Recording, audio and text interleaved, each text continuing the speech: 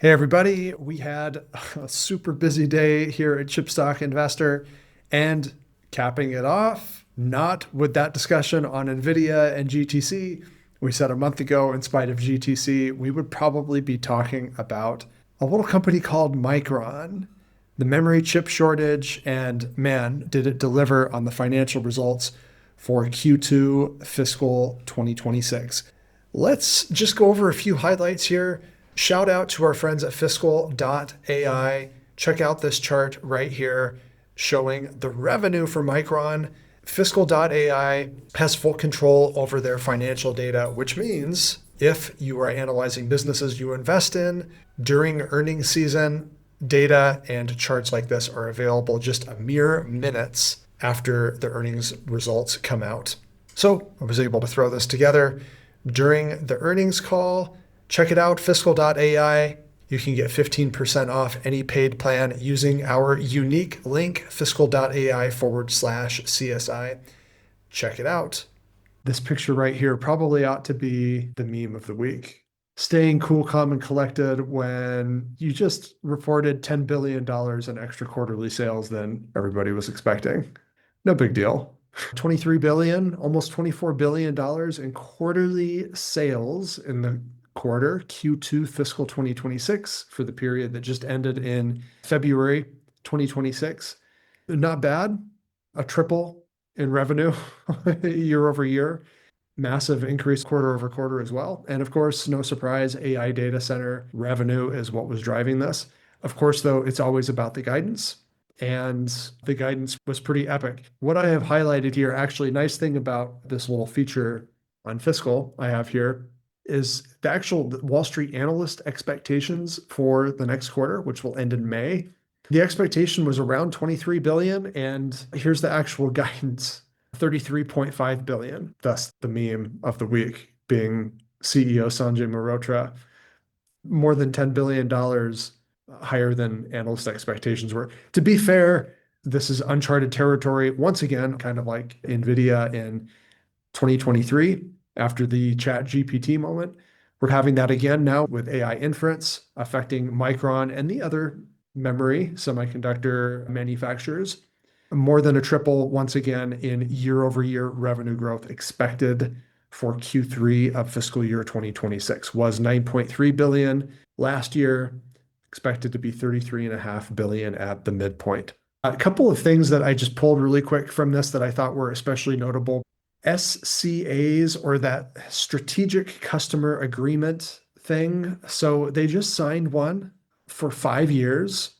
They said on the earnings call that it was with a large customer, so probably one of the hyperscalers.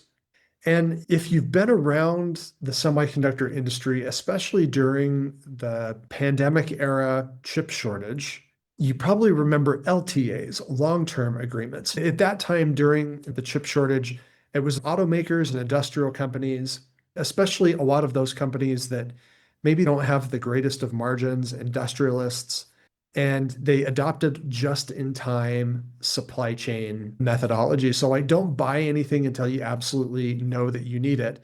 And so then they got caught off guard during the chip shortage, and they were doing crazy things like double ordering and also signing these long-term agreements, saying that they wanted chip supply for many years into the future so that they could secure the supply they needed right now. And then they went and canceled the orders, the long-term agreements in late 2022, early 2023, when the wheels started to come off of that market. So Micron says this is different. These SCAs are with very large, very profitable companies, not low profit margin automakers and other industrialists. Companies that think they have a very long runway of increasing demand. We're just going to have to see. This is still a question mark for Micron. We're still going to hold to it here that memory is a type of digital commodity.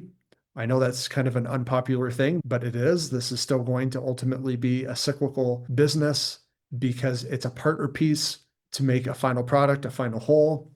Also, a lot of this stuff is interchangeable. You can get a lot of the same type of memory from other companies like Samsung or SK Hynix, or in NAND flash, like from SanDisk/Kioxia. In the meantime, things are going quite well. Profitability is going through the roof during this growth cycle, which is unprecedented. That's the word that's being thrown out, and I think that's a valid descriptor. So there's the GAAP net income at 13.8 billion in the quarter. Free cash flow significantly less than that. No surprise there. That's because of all of the capital expenditures to try to expand their manufacturing capacity so that they can sell all those extra memory chips that the hyperscalers want. At 5.5 billion free cash flow, but still quite good. Another thing to note here, because of all of that influx of cash Micron had, the balance sheet is also in really fantastic shape. Cash and equivalents up to 14.6 billion at the end of the quarter. Long-term debt was paid down a bit, so down to about 9.5 billion. When you add in the short-term debt maturities coming due, just at about 10 billion. So plenty of cash here for Micron to support their manufacturing expansion during this growth cycle. And this being driven by pretty much everything across the board, DRAM and NAND.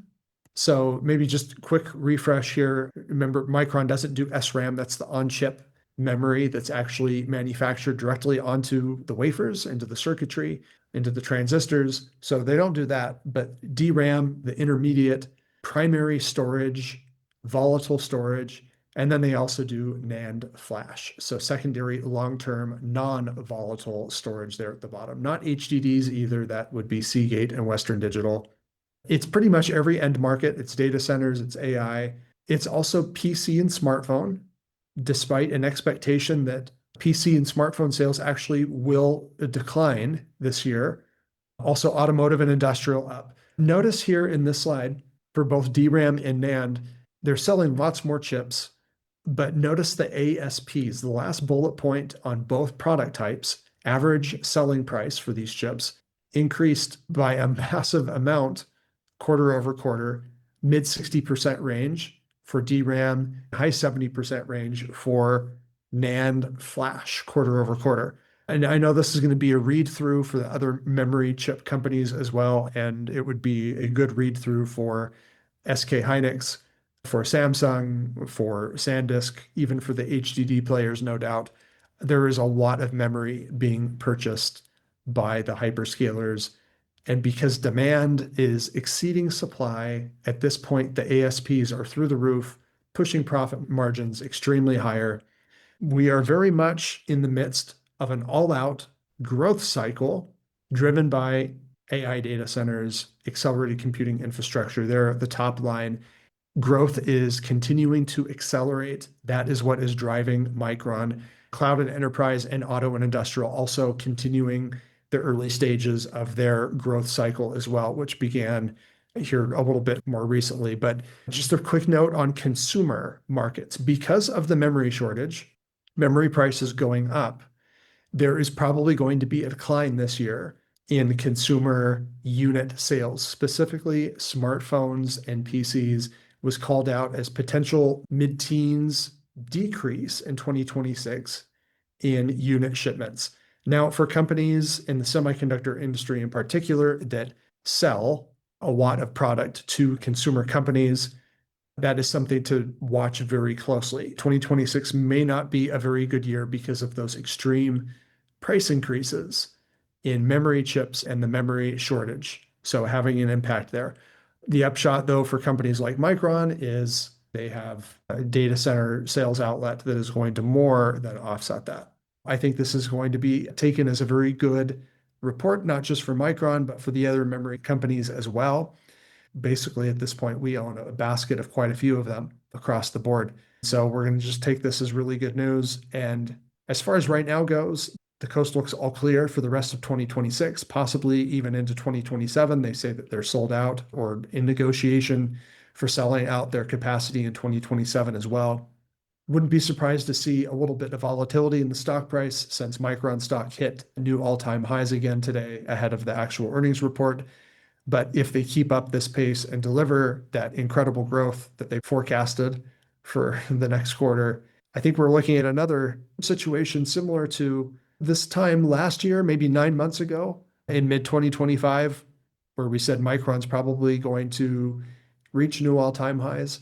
I think that is probably not a crazy scenario to consider, assuming nothing really wild happens on the macroeconomic front, given the situation in Iran and elsewhere in the world. But so far, so good in 2026.